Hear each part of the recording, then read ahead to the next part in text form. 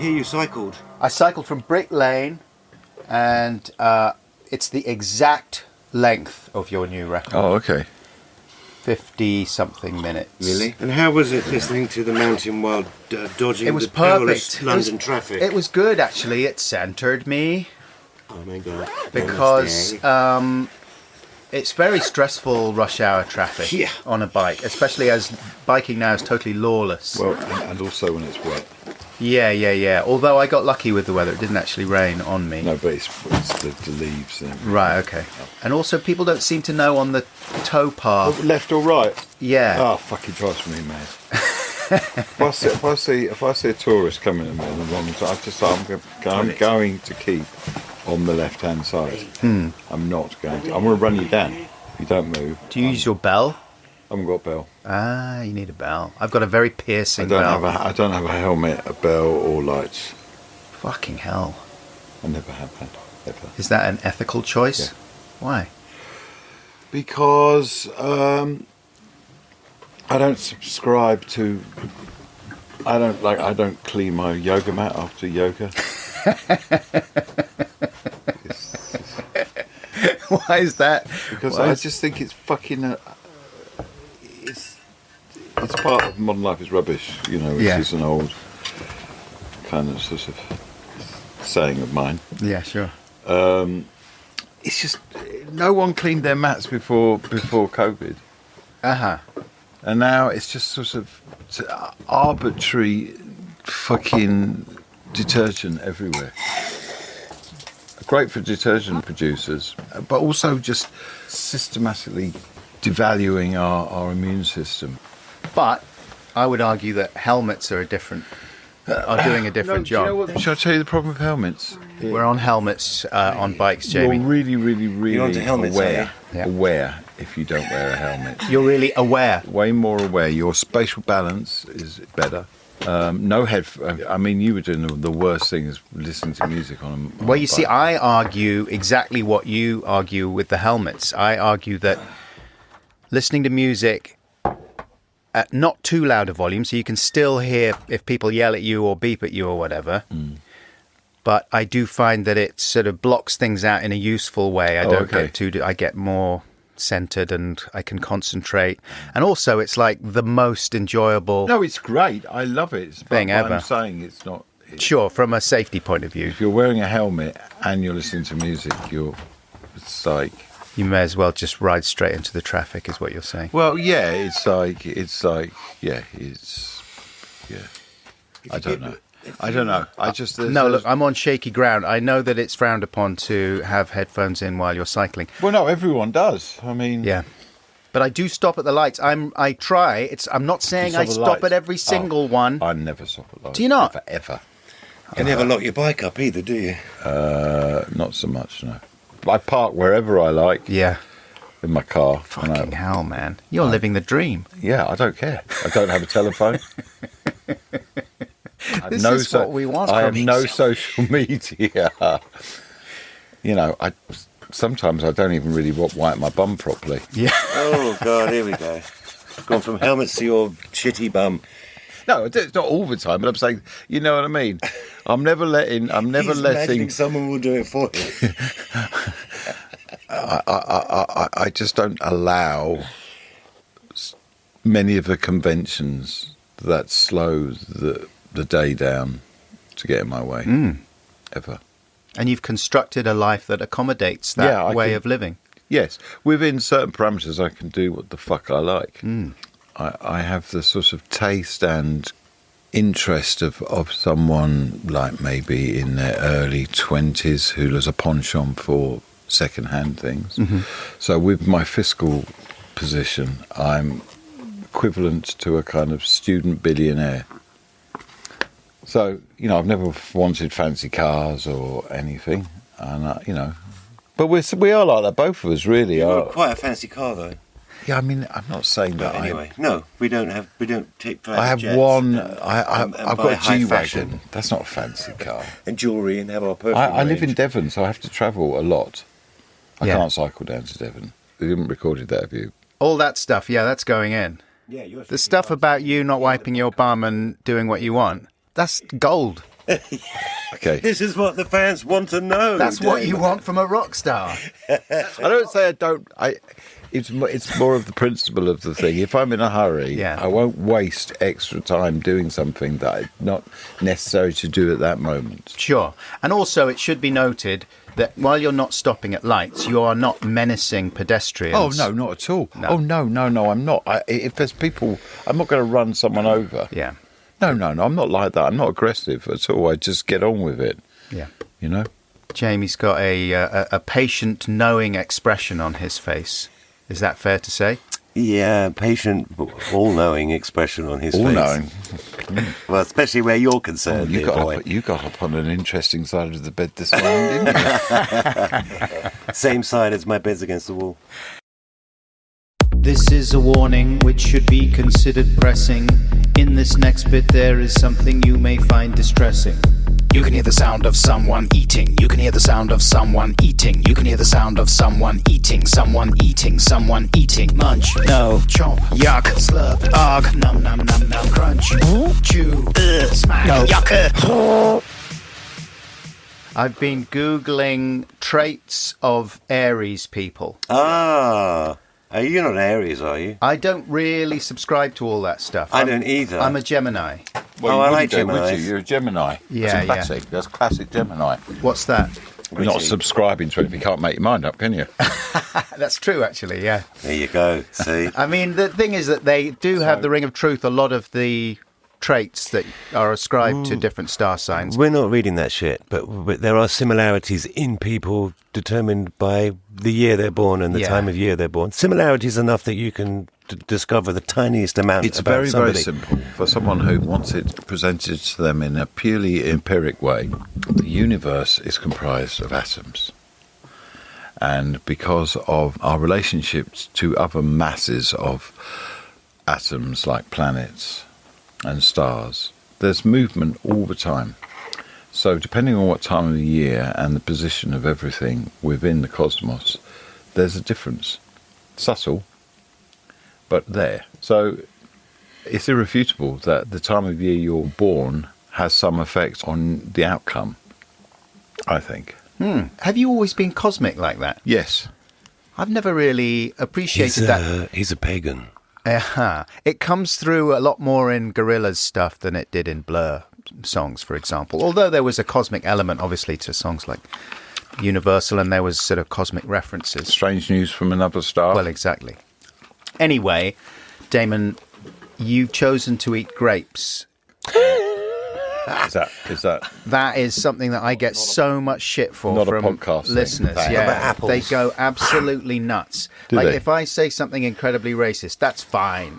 But if people eat, he's I'll just finish this one.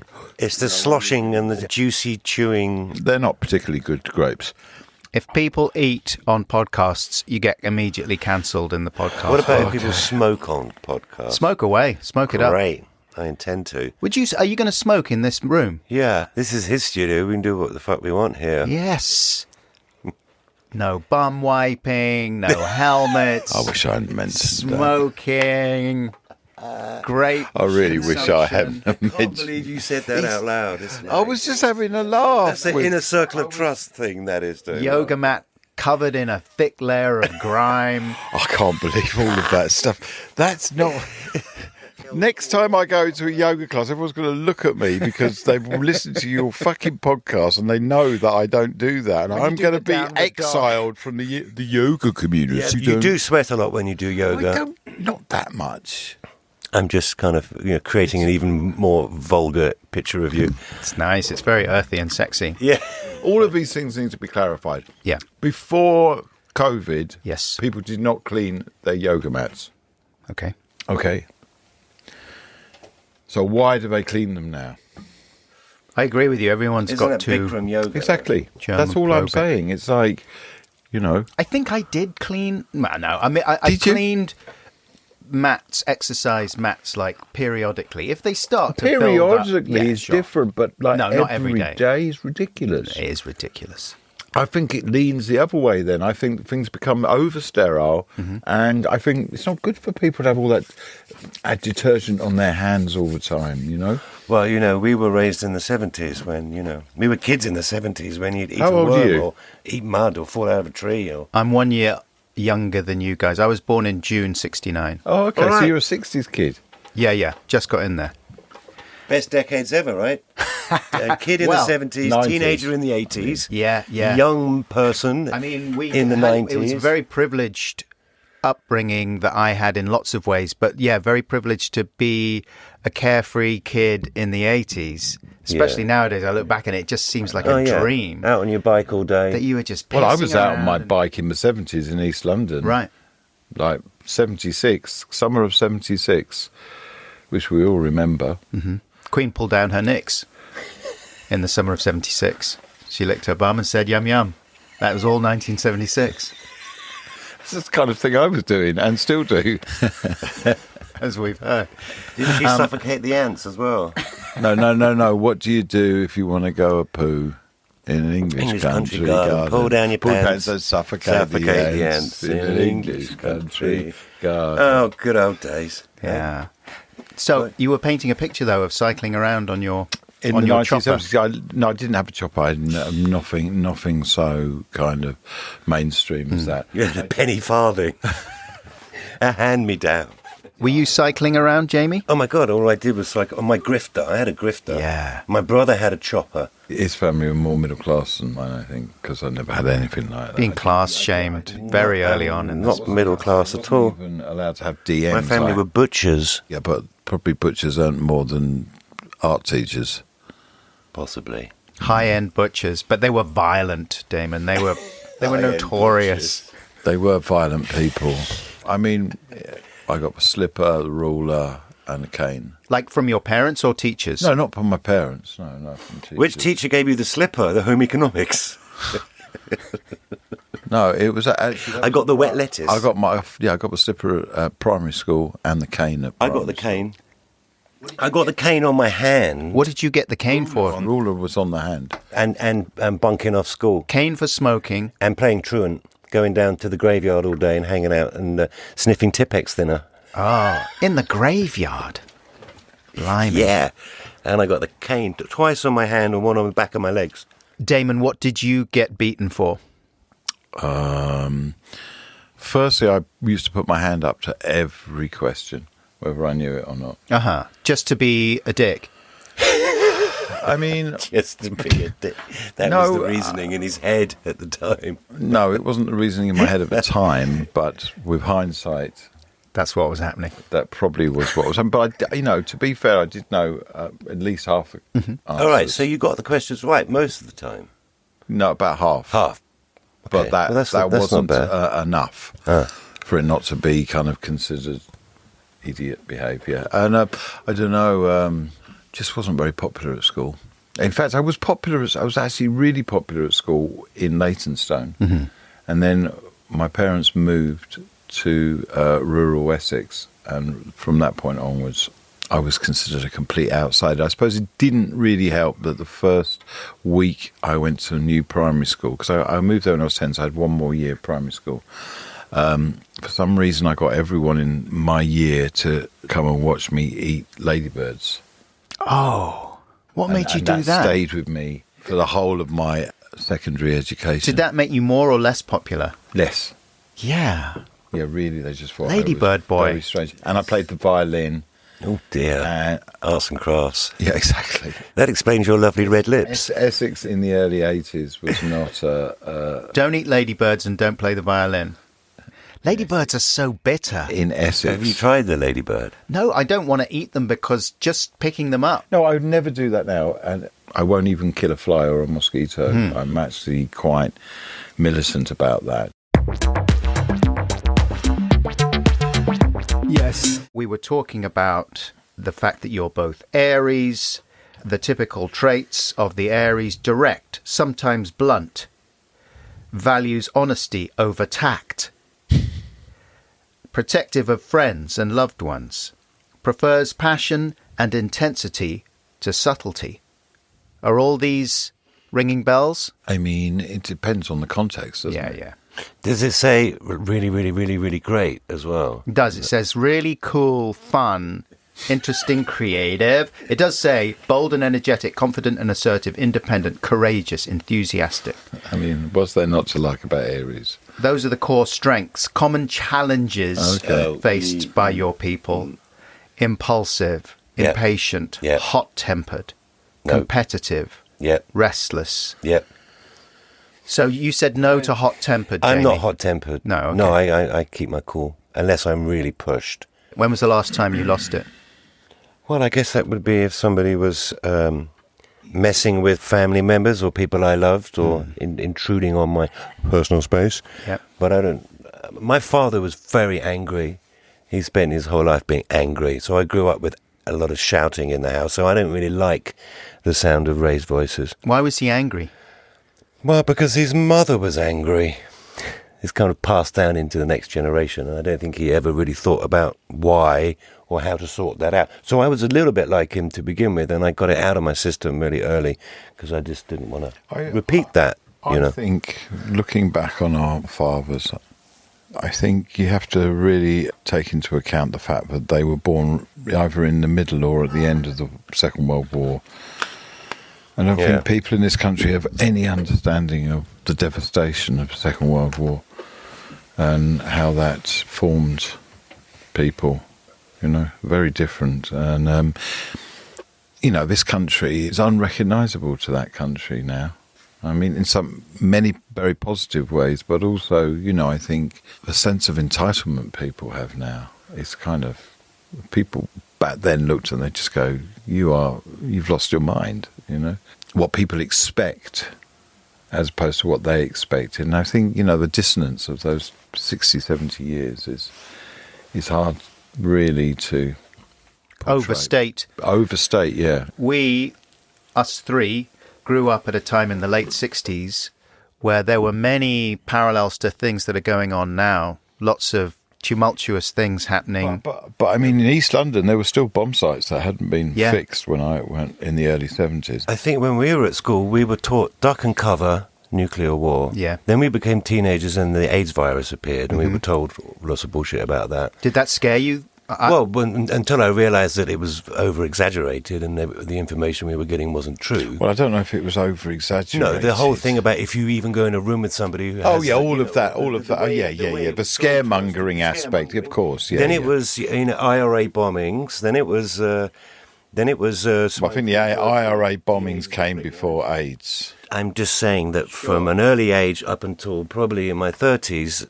we lived in fear of something. There was always something we were supposed to be afraid of. I mean, every generation does, but don't it was bombings, nuclear AIDS. Nuclear war, when you're 10 years old at school, being taught in assembly, duck and cover, is terrifying. My mum used to say, it's not going to happen. That was her answer to that whole problem. She would deflect Well, it. she was right, up until a point. So far, she's been right. So far, so good. Touch wood. Yeah. You got on with enjoying racing around on your bicycle in the park without the fear of that hanging over you like a dark cloud, you know? So that was good she said that to you. I think comparatively, that anxiety has been magnified so acutely since social media. Oh, God, I don't think we... Don't get me started, Damon. No, but I honestly don't think we even understand how difficult it is for kids now. The amount of things that they're having to carry and assimilate. It's Do you guys have kids? Yes. Well, our kids are grown up. Right. I have 3. Are you aware of what their anxieties are in that way? Absolutely. Do they worry about war and things like that? I don't get the impression that mine do that much. They have other anxieties. They don't worry about war, they worry about other things. Yeah. They're all creative and they worry about how they're supposed to fit in, find their place. I think when we were younger, there were gaps for us to slot ourselves into. You know, I could see where I should be and what I could do, but they're all very creative, our kids, but they're like, where do we start? What do we do? How do we get into this? You know, we don't want to follow the same rules as, you know, we have a designer, a photographer, a documentary maker and a musician amongst our kids, but they're like, they don't know how to get off the starting blocks. Yeah. Do they like being with you guys? Do they like being with their family? I think so, yeah. Yeah, I just asked because much as I loved my parents, I didn't really want to hang out with them. yeah. No, they hang out with us. Yeah, no. And I think a lot of people of our generation, when we were growing up in the 80s, you want to get out of the house, right? Yeah, we all got out very early. Yeah. It's not quite the same now. No, it's not. I mean, we had the... But that's also to do with the fact that, you know, when I came back to London, when I was 18, there were squats. Yeah. I lived in squats for years. Did you? Yeah. Everyone lived in squats. It was brilliant. I certainly didn't live in squats, Damon. Yeah. I lived in a nice, cosy room. My point is, young people could live in London. Sure. In a way that they can't now. They can't now, exactly. Yeah. Yeah, it's extremely expensive city, London, so that's why, you know, I live in France, but I have my apartment in London, which I kept, because once you get a place in London, you don't get rid of it. Yeah. Both my sons were there for years. One's moved on, but the other one's still there, because where else is he going to live? It's impossible to afford the rents. Yes. And, you know, we are, I hope, all parents that love our kids. We want to protect them. We want them to be okay. But at the same time, what you were saying before, Damon, about the grime and not avoiding the grime too much because you cut an important part of what it is to be alive out if you do that. How do you navigate that with your own children? How do you tread the line between protecting them from the worst and just exposing them to things, the knocks, the things that they You mean making it too easy for them? Yeah. Yeah, I'm Do you worry about might that? be a bit guilty of that. I probably am a bit guilty of that in some ways, but I also have been very hard on my daughter as far as kind of culture and education. And Stop listening to that terrible album.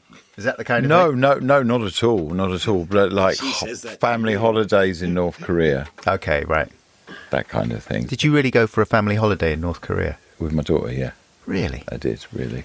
I've always travelled with him, so maybe my daughter's a bit more politically aware than a lot of people of her generation. I know that for a fact because she's always telling me how frustrated she is when she says no one seems to care what's happening. Yeah. You know what I mean? It's definitely one thing we've done with our kids is they've travelled with us. So they've seen a lot of the world from an early age, and now they go off and travel themselves. And my son just got back from Chicago. He's making a documentary there. My other son's just been to Japan. They like to go and travel. They have that bug, which I think is one of the best educations. Yeah, that's a massive privilege. That's amazing.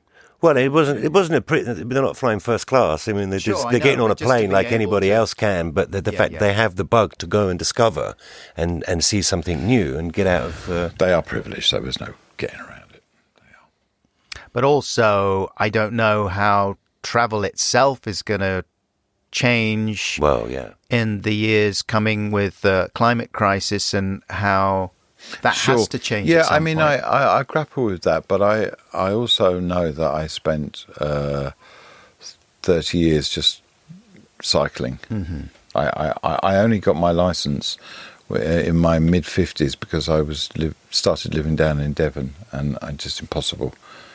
You can't live in the middle of nowhere in Devon if you don't drive. Mm-hmm. You know, so. And it's so hilly where I live that literally going to get a pint of milk is an hour and a half. On the bike. Yeah. Yeah.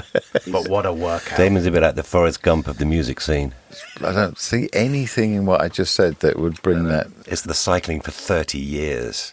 Oh, yeah, but not in this one direction. It's like the walking for 4 years. Or No. It was a weak comparison, but I felt we needed a joke at this point. Yeah, I mean, this is a very long, interesting philosophic position that cannot be explained within an hour.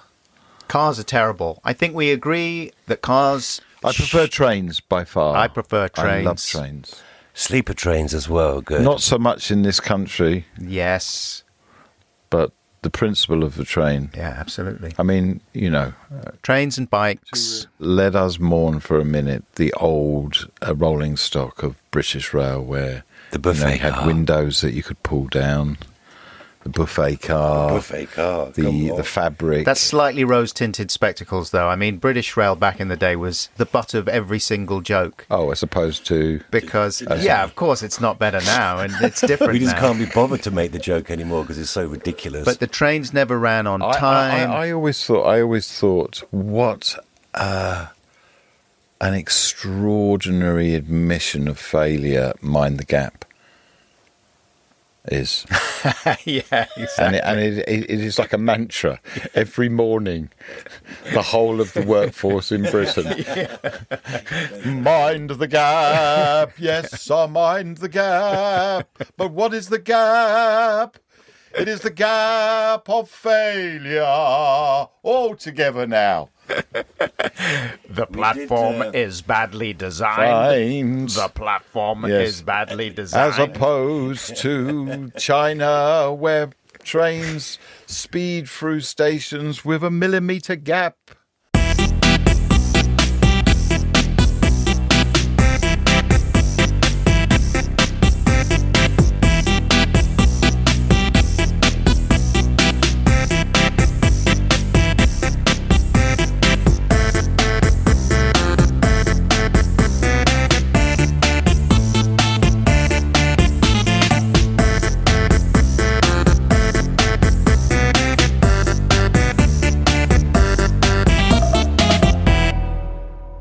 Here's some of the things that were happening when you guys were born. In March and April 68, Damon, you were March, Jamie, you were April. April 3rd. Yeah. So this is the time at the end of the 60s that really marked the end of the kind of peace and love part of the 60s hippie dream. My Lai massacre happened in March. 68, Grosvenor Square anti-Vietnam student protest outside the embassy. You had the Paris student protest, didn't you, as well? Paris 68. protests. That's a big one. Student protests in Germany and the US. They're protesting about all the same things that people are protesting about today. About capitalism, about war, about wealth inequality. Enoch Powell, Rivers of Blood speech, April 68. Assassination of Martin Luther King, April 68. I mean, can you imagine how scary the world looked at that point and how out of control everything was? Then we go into the Cuba crisis. Culturally, Van Morrison was recording Astral Weeks. So that's good, isn't it? That's good.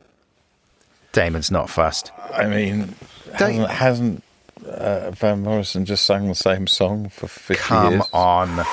Careful.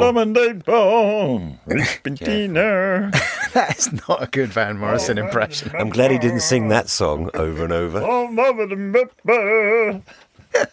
What is that? That's not Van Morrison. I think Van Morrison has got some wonderful songs. He's got some growling. Well, then Got some wonderful songs, but the limpest handshake of anyone I have ever met, ever. Oh, really?